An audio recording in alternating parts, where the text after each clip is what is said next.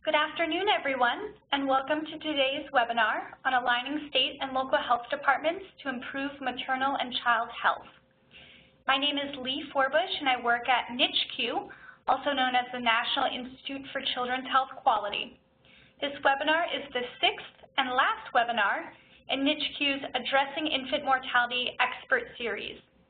We are delighted to be partnering with CityMatCH for this webinar. Please note that because of the size of this webinar, we will have all participants muted for the duration. We encourage questions to be asked through the chat box function. You'll notice that we have both a Q&A box and a chat box, and we are asking everyone to use the chat box today. We will have about 15 minutes at the end of the webinar for a question and answer session with the presenters. So we encourage you to chat in your questions as they arise. We're also encouraging everyone to receive their audio through their computer if possible today. And then finally, a reminder that all participants will receive a copy of the slides and recording at the conclusion of the webinar. So with that, I would like to introduce Monica Beltran, the Senior Program Coordinator at CityMatCH. Monica has been working as a project coordinator at CityMatCH, which is a national maternal and child health organization, since completing her Master's of Public Health in 2013. CityMatCH provides support to city and county health departments, MCH programs, and leaders representing urban communities. At CityMatCH, Monica has been mainly responsible for an initiative called the Institutes for Equity in Birth Outcomes, IEBO, which is comprised of 24 urban communities that review their local data, assess their opportunities to address birth outcome inequities, strategize to authentically engage their community, select data-informed community-driven interventions, and evaluate their successes. Much of the work involving the IEBO has involved forging relationships between state and local health departments. And today, Monica and her team will talk about some of the partnerships that have been formed in order to improve birth outcomes and eliminate disparities. And now I'll turn it over to Monica and her team. Good morning or afternoon, wherever you are. Thank you so much for inviting us today. Welcome to today's webinar titled Aligning State and Local Health Departments to Improve Maternal and Child Health and Address Birth Outcome Inequities. Our presenters today are going to be listed right here. I have included everyone's email in case you have any questions or comments after the presentation. Before we get started, let me tell you a little bit about CityMatCH in case you're not familiar. We're a national membership organization of city and county health departments, maternal and child health programs and leaders representing urban communities in the U.S. Our mission at CityMatCH is to strengthen public health leaders and organizations to promote equity and improve the health of urban women, families, and communities. During today's webinar, we will be using examples from our own Action Learning Collaboratives that in many occasions require collaboration between state and local health departments in order to be successful. So today's presentation is broken down into three components. Since the audience for COIN are states, we thought that it would be important for, number one, put into context the significance of local partners at the table for advancing state MCH priorities. Then, number two, using a collective impact framework, we're going to go through some examples of activities that align with each of the 5 conditions of collective impact for state and local partnerships. And finally, we will share with you some examples of action learning collaboratives in which state and local health departments have worked together to accomplish a common goal. After today's webinar, we hope that you will be able to describe the strategies to align state and local health priorities to improve MCH outcomes, identify ways in which we overcome challenges to align state and local health priorities, and share examples of successful and challenging efforts to align state and local health priorities. So with that, let's get started. So let me start, this is what I know, so we're going to start talking about Ohio. Let me discuss the importance of the local perspective using the example of the Ohio Equity Institute. So if you don't know, Ohio is the 7th most populous state in the country, and it is also the 7th state with the most number of births. In 2013, it turns out that it was also one of the worst states for a Black baby to be born. In some communities, Black babies were dying at 3 times the rate compared to white babies. So for those of you who are not familiar with this initiative, the Ohio Equity Institute was a collaboration between the state of Ohio, 9 urban communities in Ohio, and CityMatCH, and it was aimed at reducing the birth outcome disparities in that state. So again, going back to Ohio, Ohio has 88 counties, and we identified 9 urban communities. In these 9 urban centers, we had 45% of white births and 49% of white infant deaths. Additionally, in those 9 communities, we had 90.5% of Black births and 95% of Black infant deaths.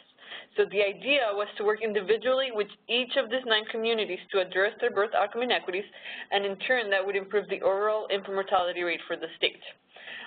So to list them, the urban communities were Cincinnati, Hamilton, Butler County, Dayton, Montgomery County, Columbus, Canton, Stark County, Youngstown, Mahoning County, Summit County, and Cleveland, Cuyahoga County. So we have done, I think, at least a couple of webinars on PPR for the COIN. So I'm not going to talk a lot about that, but we helped each of these 9 communities study their own local data using the perinatal periods of risk approach seen here. This is not a webinar about PPR, but I will tell you that what is important for you to know is that PPR is a very practical way of answering the question, what rates can we expect to see in each period of risk? Because we use a reference group, which is a real population of mothers that experience the mortality rates. The reference group gives us a way to measure and estimate inequity in birth outcomes. And just a reminder, inequity is a disparity that is unnecessary and unfair. The reference group that we use gives us a real-life demonstration that some of the deaths that are occurring in our community could have been prevented, so they were unnecessary and the result of inequity. So let's look at what happens when we disaggregate data by urban center, and I want you to keep in mind the Healthy People 2020 goal of 6.0 per 1,000 live births. So this is just some state in the country, and it's doing quite well. Their infant mortality rate overall is 3.6. In their most populous urban area, the overall infant mortality reflects that of the state infant mortality rate very accurately, 3.7. So if you just look at this, you would say, man, this state is A+. Whatever they're doing to keep their moms healthy, it's totally working. But then let's look at an urban county by race. So the white infant mortality rate is 2.1. So that's pretty impressive. But when we look at non-Hispanic Blacks, they are almost 6 times more likely to die before their first birthday compared to non-Hispanic whites. So looking at the state infant mortality rate, or even at the overall rate in that urban community, does not give us a whole picture of the health of the community. So let's do another example. I have added a column in this example for Black-white infant mortality ratio. So right off the bat, we see that the Black infant mortality rate is almost 2.5 times higher than the white infant mortality rate for that state. So in the next line, we see that the urban county's #1 infant mortality rate is way higher than the state, but the Black, the Black-white ratio is pretty similar. And then in urban county 2, the infant mortality rate is closer to the state, but the Black infants are dying at 3 times the rate of white infants. And then finally, in urban county 3, the infant mortality rate is very similar to that of the state and is significantly lower than urban county 1. However, in urban county 3, a Black infant is almost 4 times more likely to die before his or her first birthday. So I share these examples with you so you can see that, 1, by looking only at state rates, we miss a big part of the picture. 2, one size does not fit all. No single community represents the story of the children that die in your state. Each local community has their own issues that require personalized solutions. And then lastly, I will borrow the words of Dr. James. Infant mortality is a social problem with clinical consequences. In a community where Black infants are dying 4 times that of white infants, no amount of clinical interventions will address that. There's a need and a responsibility to look upstream and address the social determinants of health. Another very good reason to partner with your local urban health departments is crucial is access to the community voice, since it's difficult to authentically engage the community at the state level. Community engagement allows collaboration between different stakeholders, which improves the chances of selecting the right solutions for each community's problems, which will in turn improve the state birth outcomes. A one-sided view of the problem often results in incomplete or inadequate solutions. Solutions developed through community engagement tend to be more comprehensive, more understanding of different points of view, and more easily implemented due in part to having buy-in from all the people who are benefiting. The community voice is also very important to help you create a narrative of the birth outcome that you're trying to study. For example, we worked in this community where prematurity was being driven by the fact that women were not waiting long enough between pregnancies. As public health professionals, our first instinct was to say, oh, all this community needs is access to contraceptives. Boom, we're done. But once we got a chance to talk to the community coalition, we found out that 90% of the births that were delivered in that community happened in a Catholic hospital.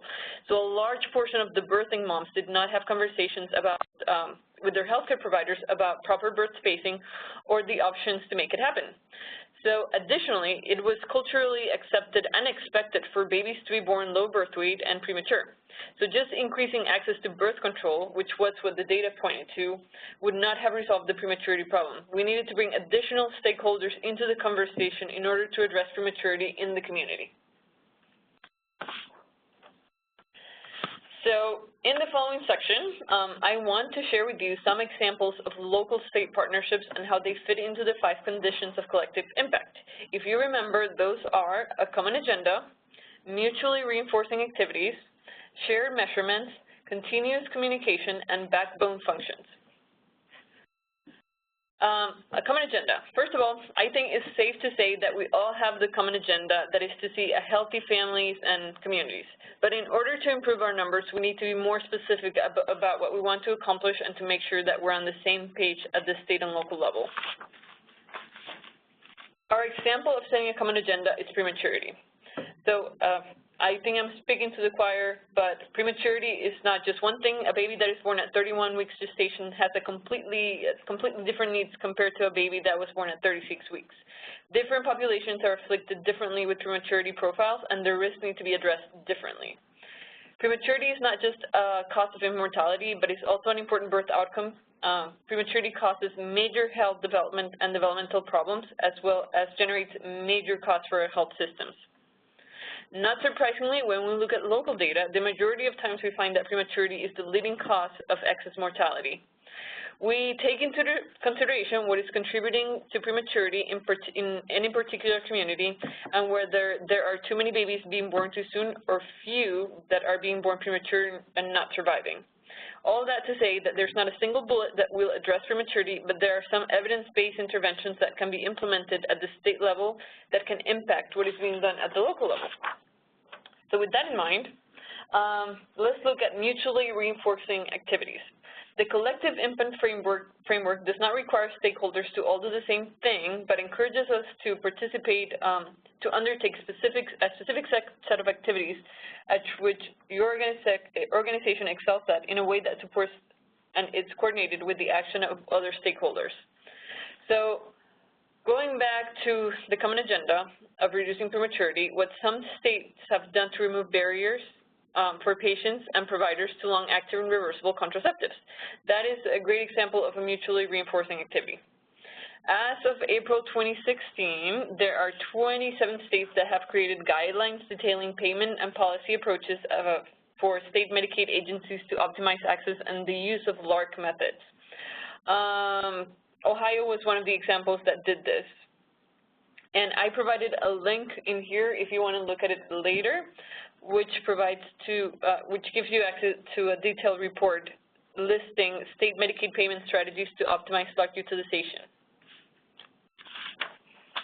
Another example of a mutually reinforcing activity, thinking of prematurity as the common agenda, comes from Ohio. The State Perinatal Quality Collaborative, OPQC, wanted to reduce the number of premature births statewide by increasing access to 17P. So they came up with the Progesterone Project, and its aim was to reduce the rate of premature births in Ohio by increasing the screening, identification, and treatment of pregnant women at risk of preterm birth who will benefit from progesterone. At the local level, communities were working to remove other barriers to progesterone therapy, such as transportation and childcare, and making sure that clinic staff were culturally competent with its clients. These two activities work synergistically to remove clinical and public health barriers to increase the use of progesterone. Another driver of birth outcome disparities occurs in infant deaths caused by SIDS and SUID. Ohio released a statewide Back to Sleep campaign, and then parents and healthcare providers throughout the state were hearing consistent messages about safe sleep, and local health departments had access to literature and materials for their own safe sleep efforts provided by the state.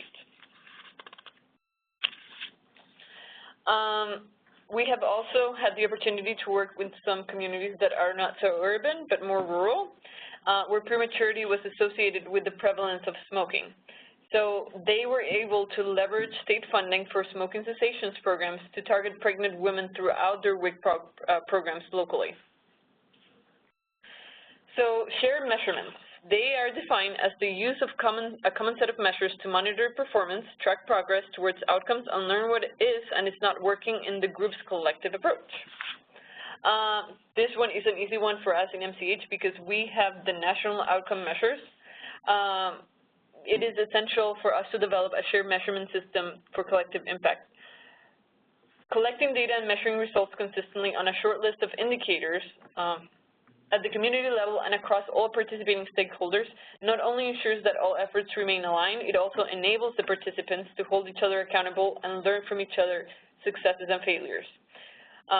In the next slide, I wanted to give you a visual representation of how the national outcome measures are connected to each perinatal period of risk. If a state wants to improve birth outcomes, it is important to look at the local data from its urban communities. Additionally, it's important to make sure that birth and death data in the state at the local level speaks the same language. We were just, some of you might have been there, but we were just at our CityMatCH conference, and we were hearing some local folks talk about having different variables available depending on the data set that you were looking. So at the state level, they had a set of variables, and then at the local level, they had a different set of variables. So they spent a lot of time trying to make these two data sets talk, when if we just had one, you know, it'd be less time that they would have to spend on that. Continuous communication.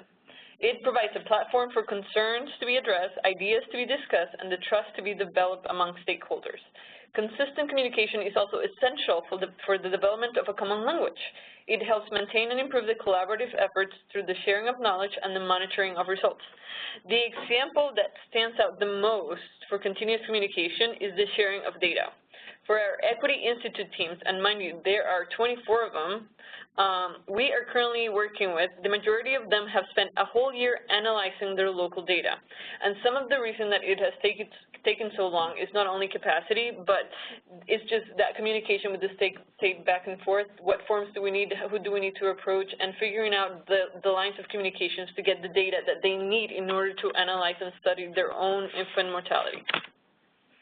Babies are dying today. We need to better channel self-communications between state and local epidemiologists. And then finally, backbone functions is a defining feature of the collective impact approach, which can be a separate entity dedicated to the coordination of an initiative. So it could be the local health department, it could be the state health department, it could be any other organization. So for this section, I'm just going to jump into the examples that we have from the field, and I am going to invite our co-presenters to tell us about their initiatives and their experience collaborating with state and local stakeholders. So the first example comes from Statton. She is the Executive Director at the Pediatric AIDS Chicago Prevention Initiative. And Anne, welcome, and thank you for being here. Thank you so much. I'm so pleased to be part of this presentation. Here in Illinois, we've been working on a fetal infant mortality review project, specifically looking at trying to prevent transmission of HIV from pregnant women to their babies. So we are a collaboration of community partners that are working closely with our state and local public health departments, both in the state of Illinois and in the city of Chicago, to actually do a detailed review of every case of either transmission or missed opportunity. This stakeholders are convened, and we convene about once a quarter to review cases, and we're basically looking for systems fixes. We're not trying to fix the specific case that we're looking at, but looking at it as an example of a situation where all of the ideal things did not happen in the way that they were supposed to, because we actually know how to prevent transmission of HIV from moms to babies. So when it doesn't happen, it's usually a failure of the system to reach out to the family, to reach out to the medical systems, and to make sure all of the different resources are brought to bear on these families. We're looking at these cases of missed opportunities. They're blinded. We are looking at confidential information, but in a blinded way. We're looking at both perinatal HIV and congenital syphilis, and through the FEMUR process, we're also interviewing the moms to get their unique perspective on what they remember, what they recall, and how they experienced the system that we put together to try to bring them in. And this community is really focused on developing a strong safety net of providers who are there to say, you know, is that something that hospitals could improve on? Is that something that we should work with our Department of Human Services to improve? Is it something we should bring Healthy Start in on? We talk to our child, and they're there as well to talk about how can child welfare strengthen their system for the families that are involved with that system. And in that way, we're suggesting and recommending changes through this group of stakeholders to try to improve our systems. And then on the next slide, just in talking about the mutually reinforcing activities, we had a recent change in our HIV testing legislation to mandate a repeat test for HIV in the 3rd trimester, and that was basically because we had actually documented so many cases of HIV transmission during pregnancy in the state of Illinois. I believe we had 17 cases of women where we had a documented negative 1st trimester test and either a positive test at labor and delivery or a positive test shortly after delivery or a positive infant. So that allowed us to help convince our legislators to change the legislation. We helped to coordinate some touch points on the family between HIV case management and family case management, so working very closely with Healthy Start and the family case management system, because the family case managers in our state were not trained on how to speak to women who were HIV positive or what were the basic reinforcement points that they needed to bring. So we have specialty perinatal HIV case managers, and we have family case managers in the field. So we wanted to make sure that both sides knew what the other side was doing, and so that they could call on each other to help support in their specific areas of expertise. We have, the state actually, through our organization, has supported perinatal HIV case management, which goes out into the field, is allowed to support clients for escort to appointments, and really be in the home so that they can truly identify on a case-by-case basis what is necessary for each individual family. The city is also in the process of creating a specialty nurse home visiting program, working with a specialty disease investigation specialist and a congenital syphilis specialist to address the needs of our childbearing and recently delivered women to help reinforce linkage and relinkage to care. One of the challenges that we face in the world of HIV is that pregnant women will access care for their HIV during pregnancy and usually have very good rates of adherence and connection to care, but postpartum will drop out of HIV care while continuing to access care for the baby, because sometimes that can be an issue in terms of retaining custody of the infant. So they will bring the babies to every single appointment, but we lose the moms to care, and so we're sort of losing the ground that we gained on the mom's health. And of course, healthy babies are best placed, healthy babies mostly come from healthy mothers, so we really want to try to support moms being as healthy as possible.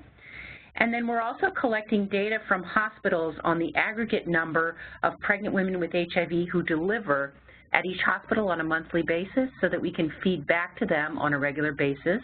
On rapid tests, we can make sure that case management is involved right away at the time of a rapid diagnosis of a presumptive case of HIV at the time of labor and delivery.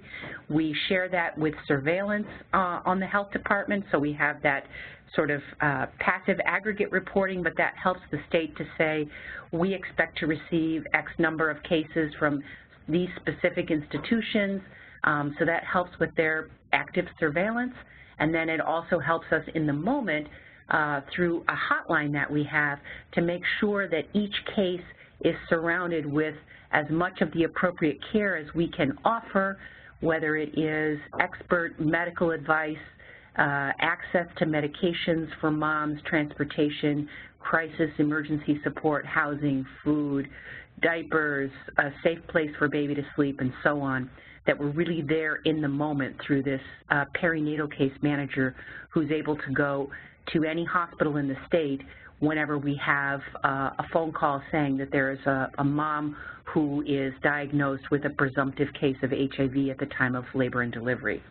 So we are super excited about how we used fetal infant mortality review to really improve our systems, and as a result of all of this work that's been going on for almost 10 years in Illinois, we had no cases of perinatal transmission of HIV in our state last year.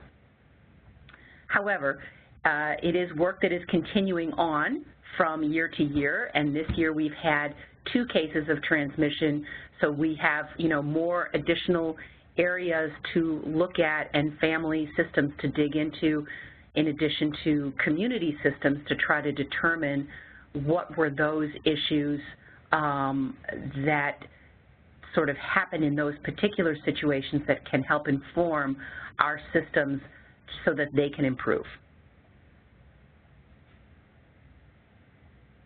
Thank you, Anne. And I'm going to invite Kara Foster to talk about the Rhode Island's Health Equity Zones. Thank you, Monica. So my name is Kara Foster, and I'm the Senior Project Coordinator at CityMatCH for the Collective Impact Learning Collaborative.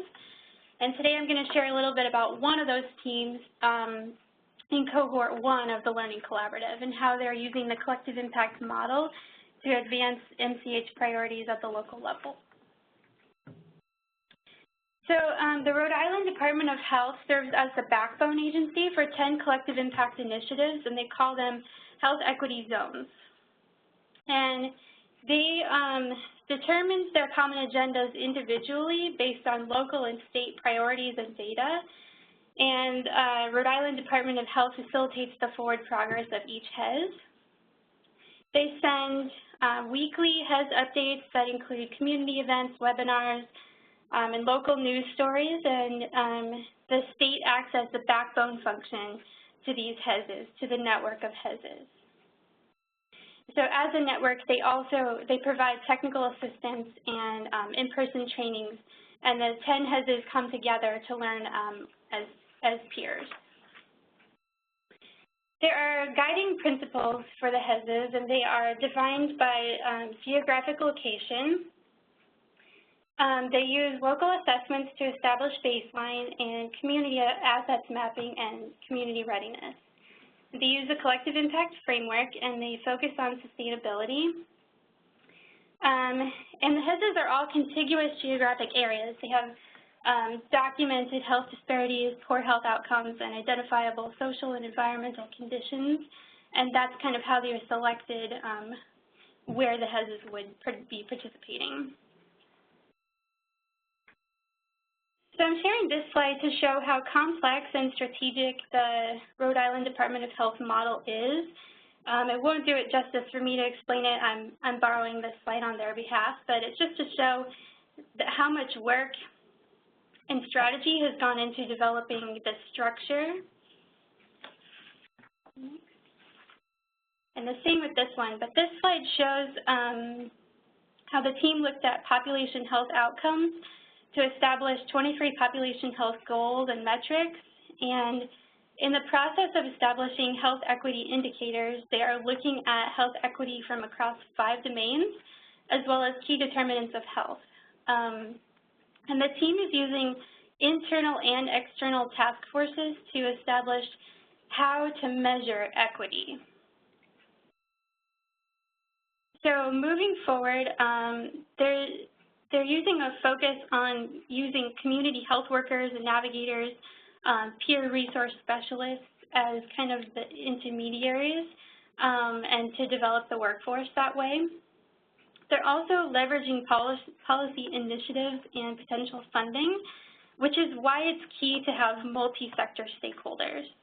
And they're using home visiting systems building, hospital community health assessment and community benefits and health reform initiatives. And they have a major focus on long-term sustainability. So they developed the HESs with braided funding. They were able to pull funding from different categories and able to begin this work. And now they're trying to establish long-term funding moving forward. So perhaps that would be dedicated state funding or other federal funding, but they're also interested in looking at private foundations.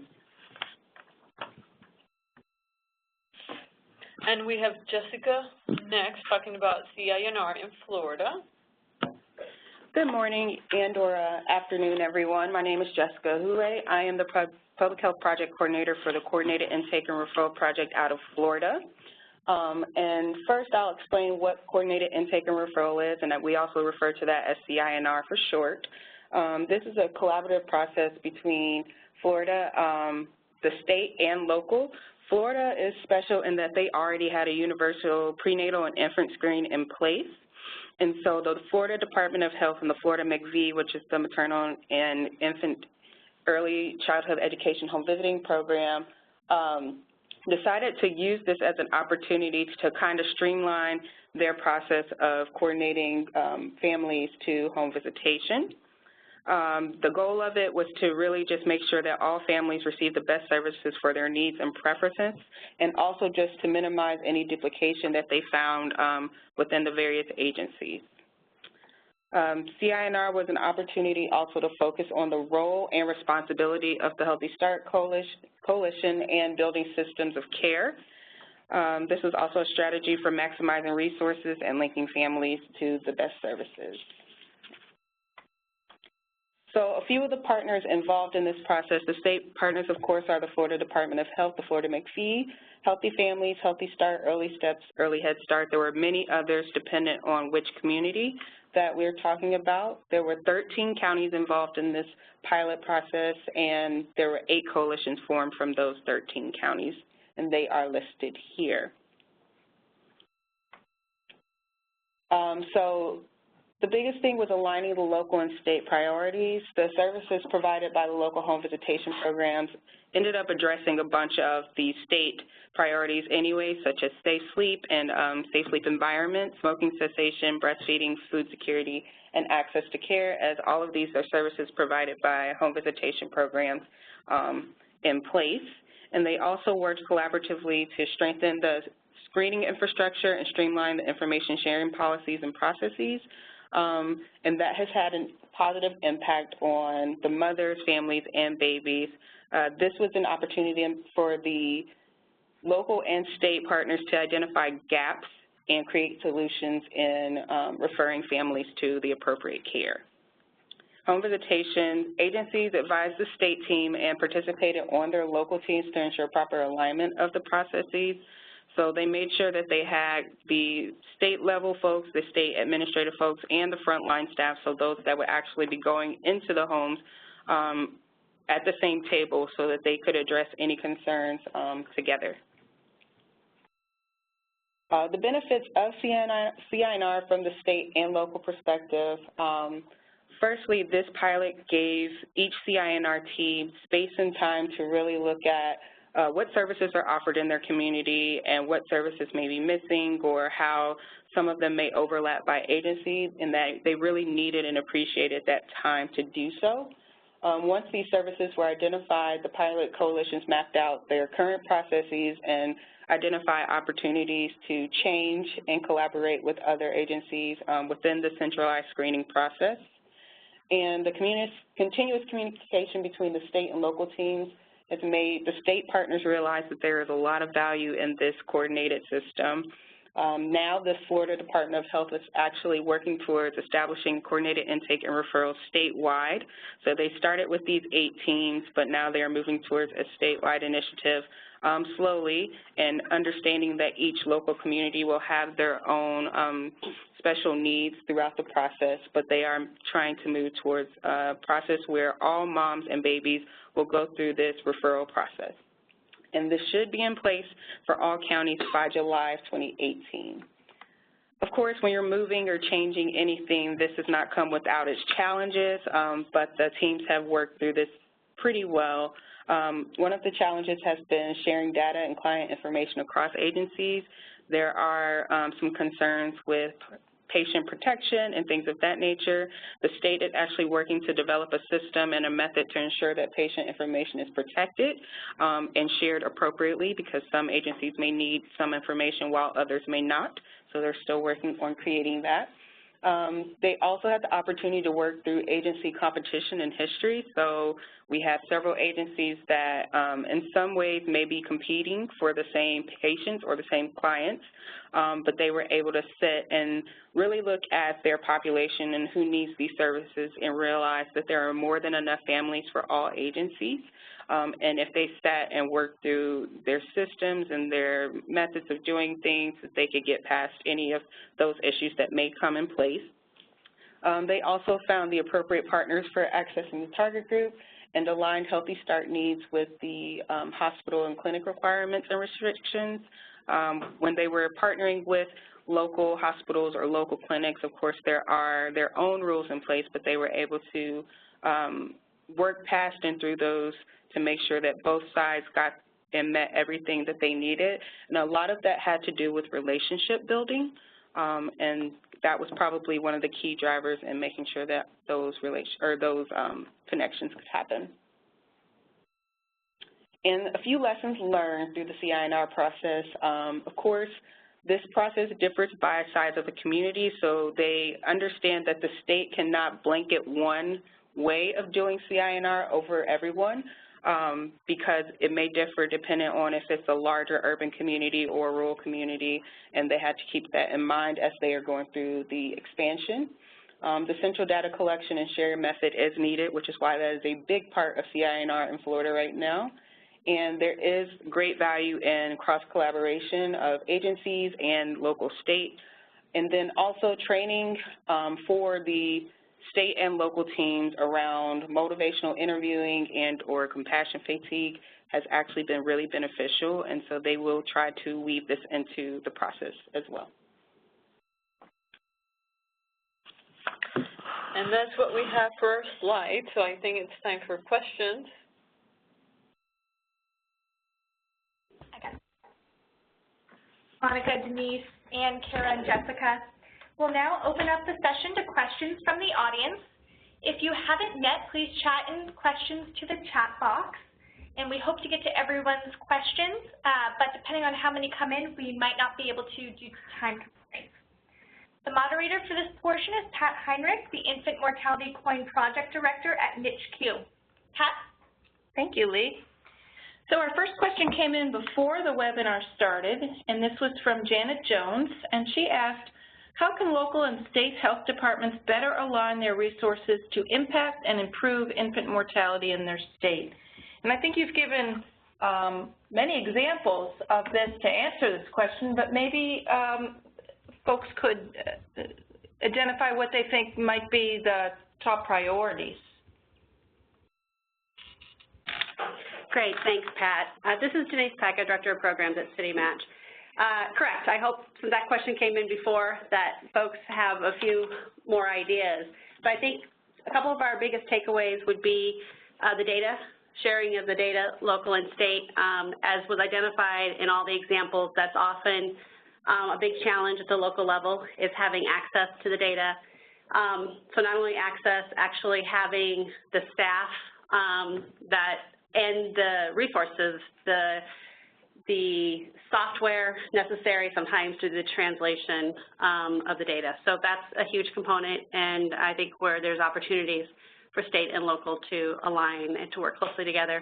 And then just the communication, even around Title V priorities. Often we find at the local level that they have an idea, but they may not have been as closely involved as the state health department was.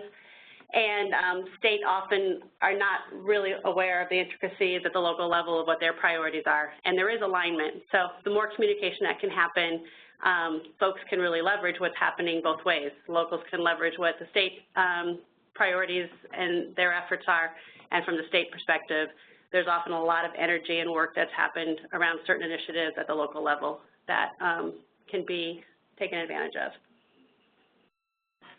Thank you so much. I'm so happy to see that you mentioned both of the two things that I wrote down with stars next to data and communication.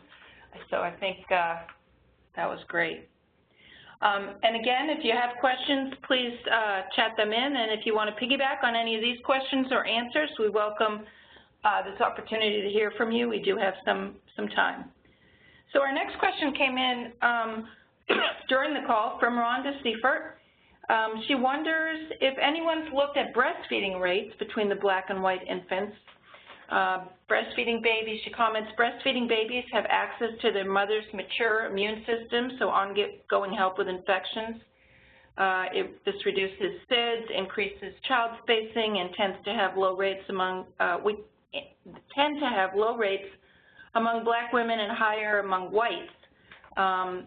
Incorporating baby-friendly initiatives has been shown to remove racial discrepancies in breastfeeding rates among mothers, and I wonder if you might comment about looking at the breastfeeding rates across the populations. Great question. Thank you, Rhonda. I can tell you that we are aware, we are aware of that fact and those practices, and most of our folks at the local level are. Part of I think what's interesting for people to think about, and I think this is where the beauty is between state and local alignment, is access to the community and the partners in the community.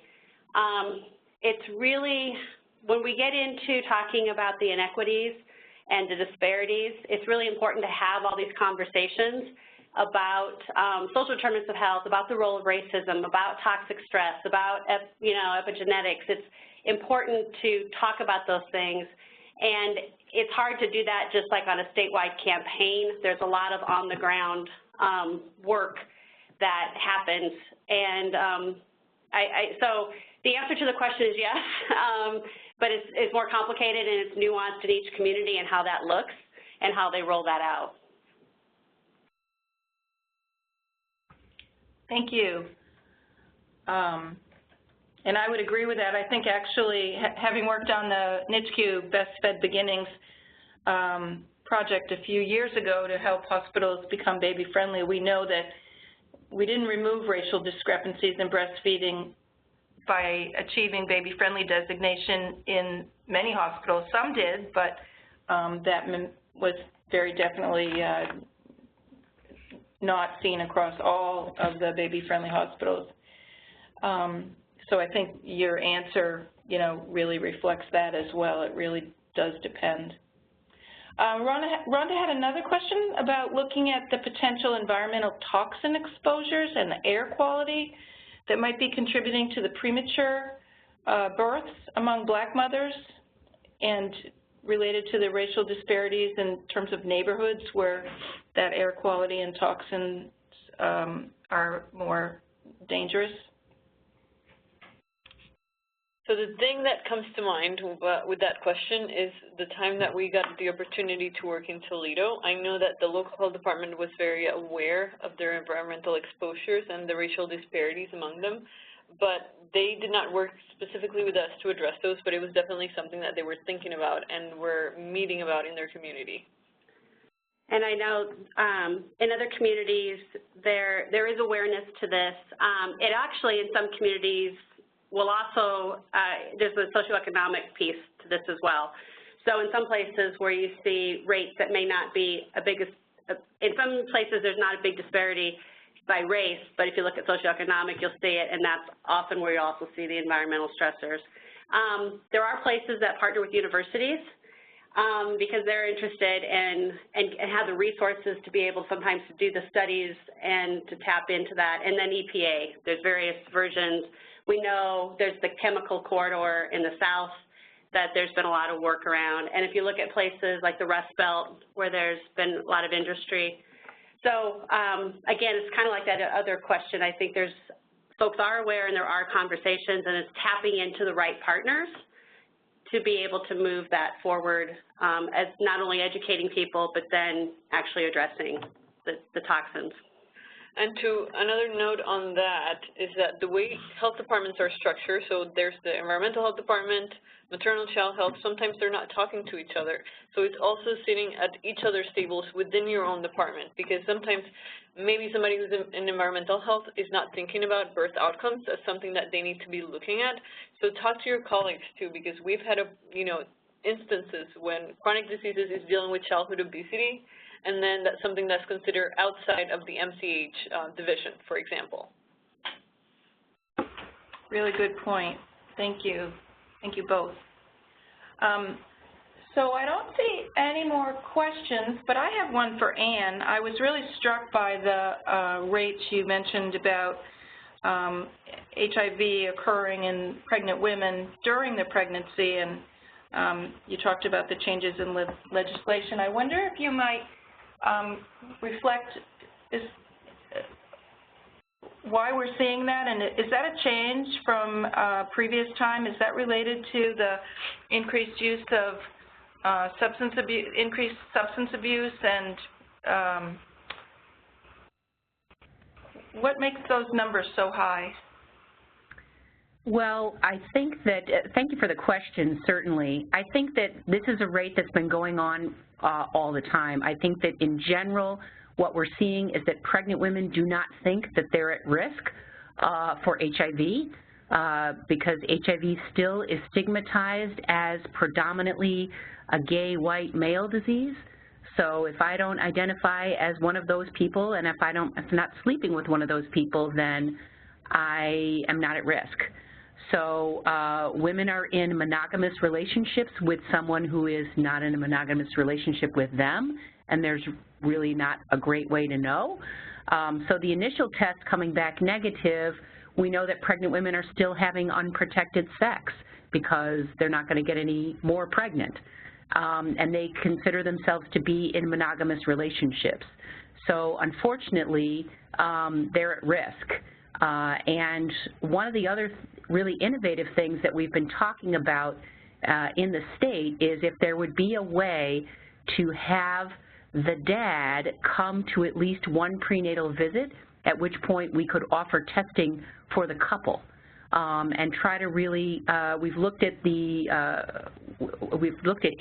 who says that there's no restriction in the terms of the payment for an obstetrician to be able to run an HIV test on a non-pregnant person, as in the partner of their patient that's in front of them. But there are still some insurance and reimbursement and billing issues. And then, of course, there's a culture where we would be asking the moms to bring their partner or partners in for testing, and that the health of the baby and the health of the mom are also related to the health of the dad. It would give us an opportunity to do a whole bunch of different screening.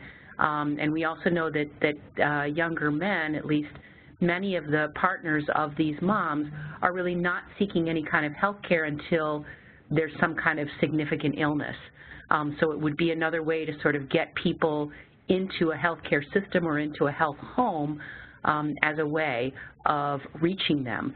And sadly, I think in terms of, the testing isn't going to prevent any of those women from contracting HIV, but by kind of raising the awareness among prenatal providers and among their patients who will get a second test, it's allowing us the opportunity to intervene and prevent transmission, because even as late as the third trimester, we actually still have a 50% chance of preventing transmission from the mom to the baby.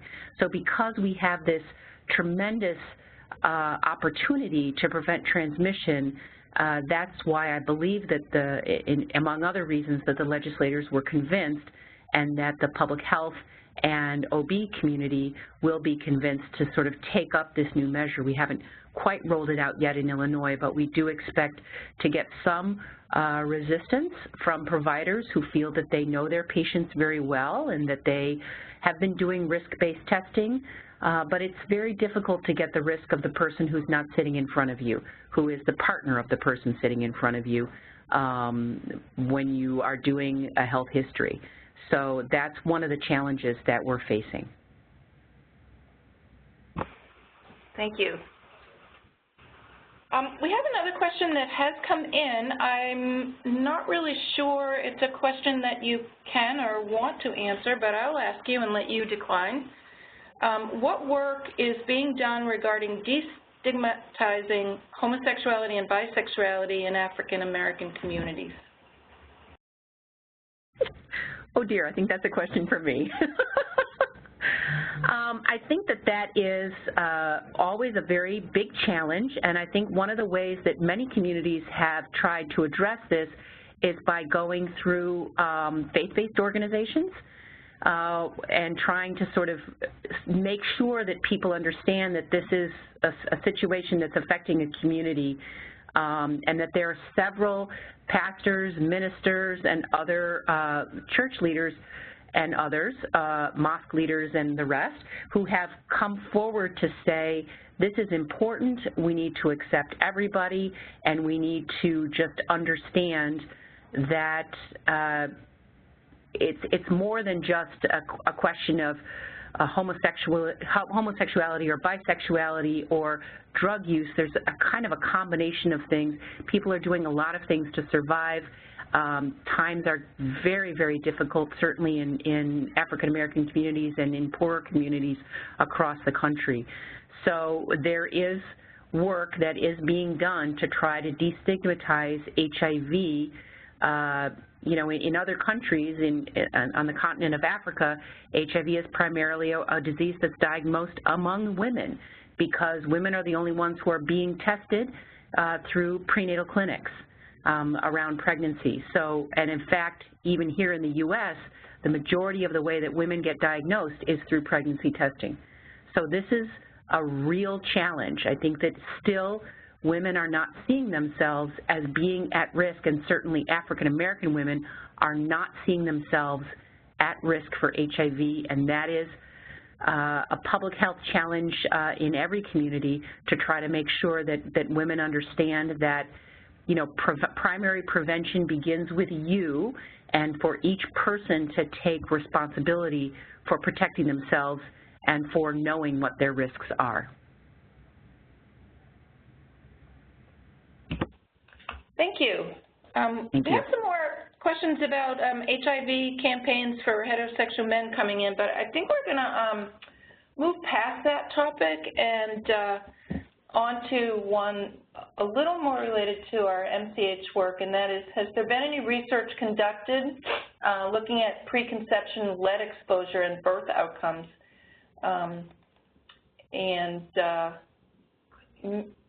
What is the rest of it? Yes. Is mandatory prenatal lead exposure screening be a consideration in the future?